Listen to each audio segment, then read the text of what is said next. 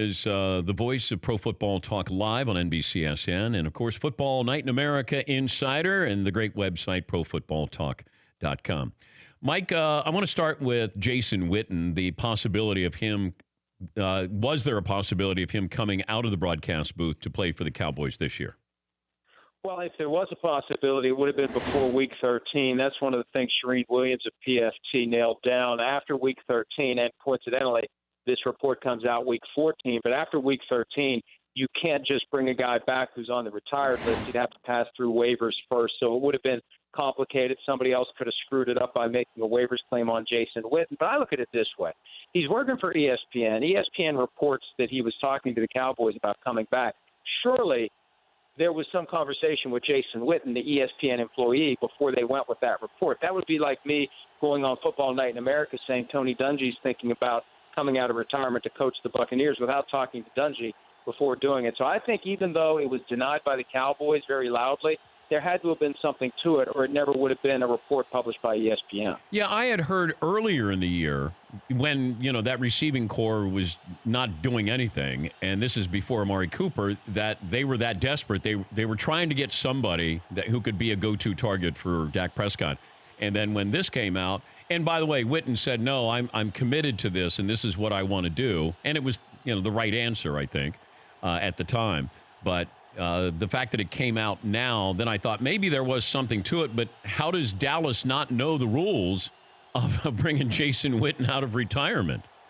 Well, but they could have brought him before Week 13. It would have been very easy. All he has to do is say, I unretire. You send a letter to the commissioner. We went through this with Brett Favre 10 years ago. It's very simple. It's very easy, and the Cowboys would still have him under contract. It's after Week 13 where you can't just automatically do it. And that's why for this to come out Week 14, it's impossible that it's going to happen now. And I think you're right, Dan. They were desperate before they got Amari Cooper, and I criticized them for trading a first-round pick for Amari Cooper, in large part because it's a different Amari Cooper than what we saw in Oakland. So kudos to the Cowboys for coaching this guy up, that he's playing like a guy who would have been worth more than a first-round pick. And I don't know what the Raiders did with Cooper to not press his buttons to get the kind of performance that we've seen him produce in Dallas.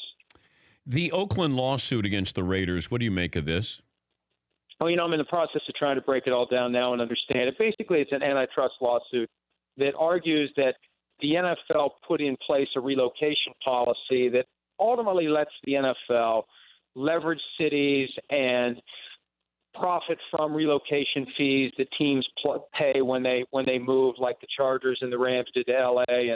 And with the Raiders moving to Las Vegas, it's $1.4 billion that gets redistributed among the teams. So there's a profit incentive to let these teams move, and they don't follow their own relocation policy. And all of that is going to be bootstrapped into an argument that the federal antitrust laws are being violated. And that's one thing to remember in a case like this. You've got 32 separate businesses that come together and make collective decisions. And anytime that happens, anytime you've got distinct businesses that are making decisions about what one specific business is going to do or not do, that's when you tread into antitrust territory, and that's where the NFL needs to be concerned. And, the entire National Football League, the fact that you've got these 32 separate businesses working together, it is a walking antitrust violation, and that's why if they were to start the NFL today, it would be one company. And any new league that is founded now, it's one company, and that's the easy way around the antitrust laws, and that's what the NFL is going to have to deal with here. And I think as a business matter, Dan, regardless of what happens with the lawsuit, it'll probably hang around for 3 or 4 years or longer. What's the Raiders going to do next year? Where are they going to play? Are they going to play in Oakland? Or where are they going to play? Their stadium's not going to be ready in Las Vegas. There's been reports they're not going to play at Sam Boyd Stadium. Where do they go for a year or two if Oakland has the door slammed on it permanently? A couple other things here.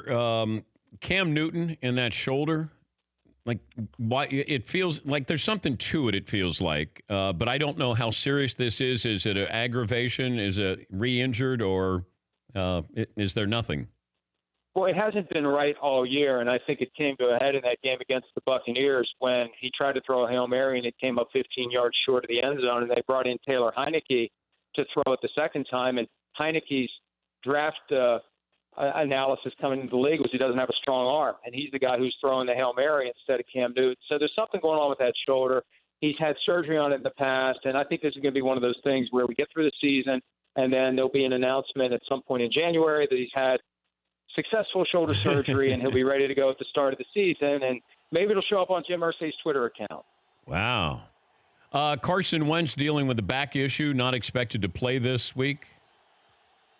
Big deal? You know what? Well, the Eagles are still alive. I mean, with the Vikings losing to the Seahawks on Monday night and the Vikings in disarray, one of those teams that is hovering at 6-7 has a chance to rise up. And when you've got the Rams, the Texans over the next 2 weeks, if you don't have Carson Wentz, it's going to be harder to win. But it's a great chance for Nick Foles as he's getting ready to become a free agent. It's funny. I was thinking of the free agent quarterbacks for 2019 the other day, and I forgot all about Nick Foles.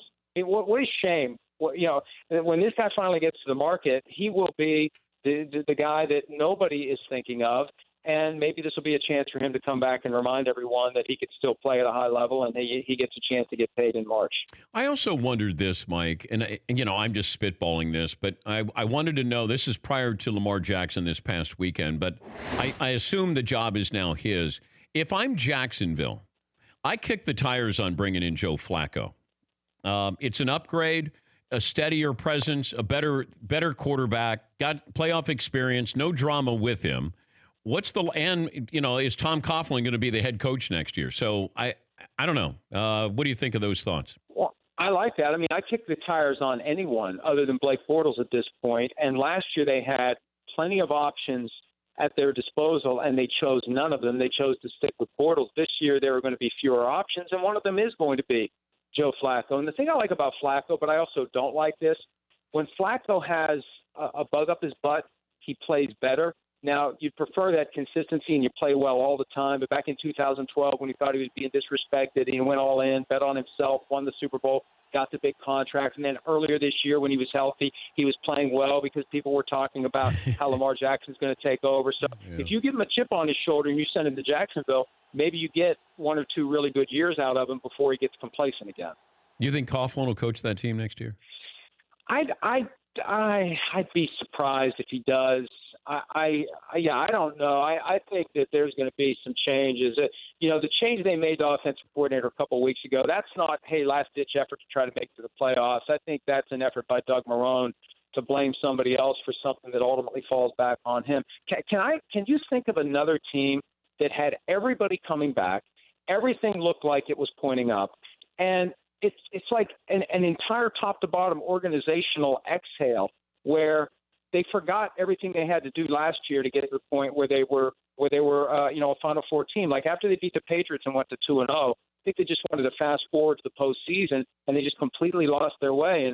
And Doug Marrone is the guy day to day that's in charge of making sure these guys are on the right path. Good stuff, Mike. Thanks for joining us as always.